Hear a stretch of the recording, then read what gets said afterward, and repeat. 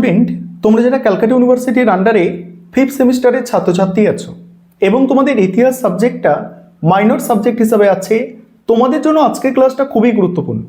আজকের ক্লাসে তোমাদের 5th সেমিস্টার ইতিহাস মাইনরের প্রথম যে পেপারটি আছে, অর্থাৎ ভারতের ইতিহাস 300 থেকে 750, এই পেপারের 100% কমনযোগ্য লাস্ট মিনিট সাজেশন নিয়ে আলোচনা করব।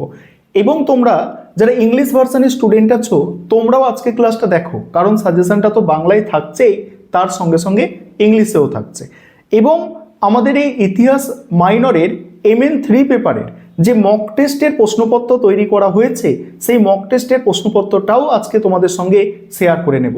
অর্থাৎ তোমাদের যাদের ইতিহাস মাইনর সাবজেক্ট আছে 5th সেমিস্টারে, তোমাদের জন্য আজকে ক্লাসটা খুবই গুরুত্বপূর্ণ হতে চলেছে। তোমাদের কোয়েশ্চেন প্যাটার্নটা প্রথমে একবার মনে করিয়ে দিই। তোমাদের কোয়েশ্চেন প্যাটার্ন হচ্ছে 75 মার্কসের টোটাল পরীক্ষা হবে। সেখানে 3 ধরনের প্রশ্ন থাকে। 5 নম্বরের প্রশ্ন 3টে অ্যান্সার করতে হবে, 10 নম্বরের প্রশ্ন 2টো অ্যান্সার করতে হবে এবং 20 নম্বরের প্রশ্ন 2টো অ্যান্সার করতে হবে। এবং আমি যে সাজেশনটা তৈরি করেছি সেখানে 10 বা 20 এইভাবে প্রশ্নগুলো দেওয়া আছে। তাহলে এবারে তোমরা সম্পূর্ণ সাজেশন দেখে নাও, আমি স্ক্রিন রেকর্ডের মাধ্যমে আলোচনা করছি। প্রথমে তোমরা লাস্ট মিনিট সাজেশনটা দেখে নাও, তারপরে তোমাদের মক টেস্টের প্রশ্নপত্র নিয়ে আলোচনা করব।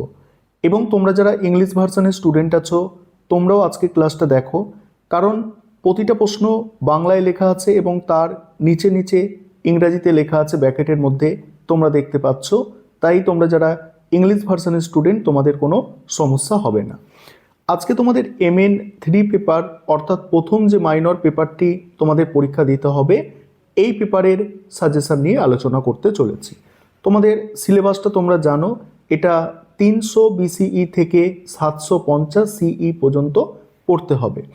এবং 10 নম্বর এবং 20 নম্বরের জন্য যে প্রশ্নগুলো তোমরা তৈরি করবে, প্রথমে সেগুলো দেখো। এবং যেগুলো দেখছো স্টার দেওয়া আছে, মানে এগুলো অধিক গুরুত্বপূর্ণ প্রশ্ন। আর একটা জিনিস তোমরা মনে রাখবে, তোমরা অনার্সের স্টুডেন্টরা আগে পরীক্ষা দিতে চলেছো মাইনর পেপারে, তারপরে তোমরা যারা MDC কোর্সের স্টুডেন্ট, তোমরা পরীক্ষা দিতে চলেছো। তাই তোমাদের প্রশ্ন কিন্তু দুটো প্রশ্নপত্র হবে, অর্থাৎ 2টো সেট হবে। তাই তোমাদের খুব কম প্রশ্ন পড়লে কিন্তু তোমরা সমস্যায় পড়বে। তাই এখানে সাজেশানে যে প্রশ্নগুলো বলা হচ্ছে ভালো করে শোনো এবং এখান থেকে কোনো কিছু স্কিপ করবে না। প্রথম প্রশ্ন কি আছে দেখো, মৌর্য সাম্রাজ্যের পতনের কারণগুলি সংক্ষেপে বিবৃত করো। পরের প্রশ্ন হচ্ছে অশোকের ধর্মের চরিত্র ও রাজনৈতিক দর্শন আলোচনা করো। 3 নম্বর হচ্ছে কুষাণ সম্রাট কনিষ্কের রাজনৈতিক ও সাংস্কৃতিক কৃতিত্বের বিবরণ দাও। কুষাণ সম্রাট কনিষ্কের রাজনৈতিক ও সাংস্কৃতিক কৃতিত্বের বিবরণ দাও। 4 নম্বর প্রশ্ন, খ্রিস্টীয় প্রথম 3 শতকে রোম ভারত বাণিজ্য সম্পর্ক আলোচনা করো। 5 নম্বর প্রশ্ন, প্রাচীন ভারতের শূদ্র অস্পৃশ্যদের স্থান নির্ণয় করো।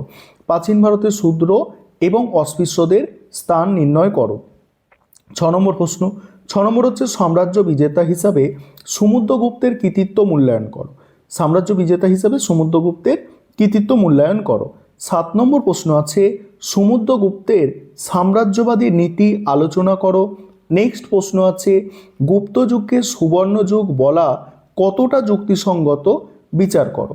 নেক্সট আছে দেখো পরের প্রশ্ন হচ্ছে গুপ্ত যুগকে থ্রেশ হোল্ড টাইম বা কান্তিকাল বলে কেন চিহ্নিত করা হয়।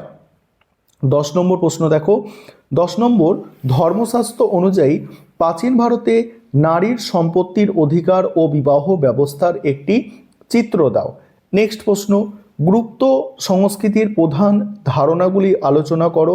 এটা কি নবজাগরণ ছিল? তারপরেই আছে অজান্তা গুহাচিত্রের ওপর একটি সংক্ষিপ্ত টিকা। এটা 10 বা 20-র জন্য কিন্তু খুবই গুরুত্বপূর্ণ একটি প্রশ্ন। প্রথম এই যে 12টি প্রশ্ন তোমাদের বললাম, এই 12টি প্রশ্ন 10 বা 20 নম্বরের জন্য সব থেকে গুরুত্বপূর্ণ, টপ মোস্ট ইম্পর্টেন্ট প্রশ্ন। এছাড়া দেখো এখানে গান্ধার ও মথুরা শিল্পের বৈশিষ্ট্যগুলির আলোচনা, এটা 10 নম্বরের জন্য তৈরি করে রাখবে। আর পল্লব স্থাপত্য ও শিল্প সম্পর্কে আলোচনা, এটাও তোমরা একটু 10 নম্বরের জন্য তৈরি করে রাখবে। এছাড়া গৌতম বুদ্ধ সাতকর্ণের কৃতিত্ব সাজেশনে দেওয়া আছে এক্সট্রা হিসাবে। শক সাতবাহন সংঘর্ষের প্রকৃতি আলোচনা করো। তারপরে আছে ভারতের সামন্ততন্ত্রের উত্থানের প্রেক্ষাপট আলোচনা করো। এবারে 5 নম্বরের প্রশ্ন দেখো। 5 নম্বরের প্রশ্ন, তোমাদের প্রথম প্রশ্ন, প্রাচীন ভারতে দাস ব্যবস্থার প্রচলন নিয়ে মেগাস্তিনিসের বক্তব্য কি যথার্থ ছিল? অর্থাৎ প্রাচীন ভারতের দাস ব্যবস্থা সম্পর্কে মেগাস্তিনিসের বক্তব্য, এই প্রশ্নটা হচ্ছে খুবই গুরুত্বপূর্ণ একটি প্রশ্ন। পরের প্রশ্ন হচ্ছে দেখো, মৌর্য প্রশাসনিক নিয়ন্ত্রণকে রমিলা থাপর কতগুলি ভাগে ভাগ করেছেন? কি বললাম? মৌর্য প্রশাসনিক নিয়ন্ত্রণকে রমিলা থাপর কতগুলি ভাগে ভাগ করেছেন।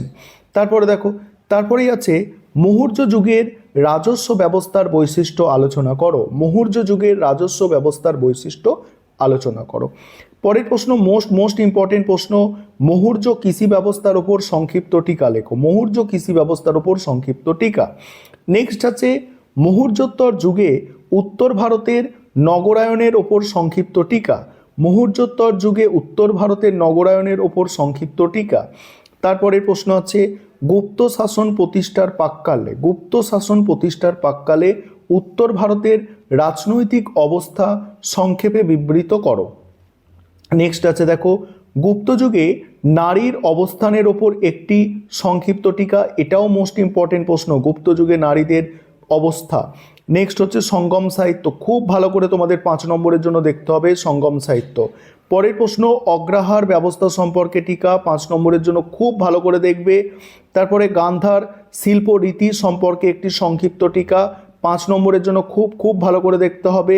তারপরে দেখো, তারপরে এগুলো এক্সট্রা দেওয়া আছে, মথুরা শৈলীর ভাস্কর্যের ওপর টিকা, অশোকের কলিঙ্গ যুদ্ধের তাৎপর্য সম্পর্কে সংক্ষেপে আলোচনা, প্রাচীন ভারতের ইতিহাস রচনায় কৌটিল্যের অর্থশাস্ত্র গ্রন্থের গুরুত্ব নির্ণয় করো।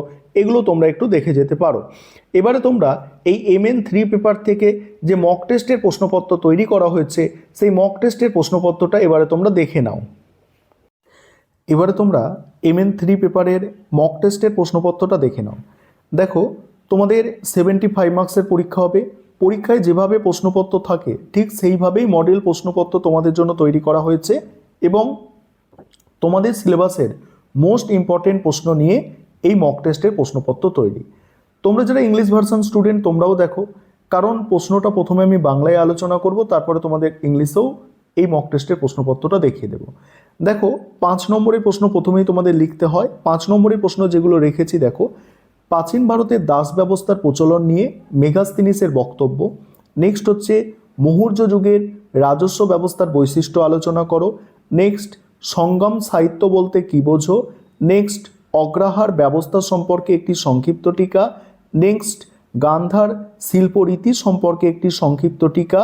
নেক্সট গুপ্তযুগে নারীদের অবস্থানের ওপর একটি সংক্ষিপ্ত টিকা। তারপরে 10 নম্বরের প্রশ্ন, 10 নম্বরের প্রশ্ন, 10 নম্বরের প্রশ্ন দুটো।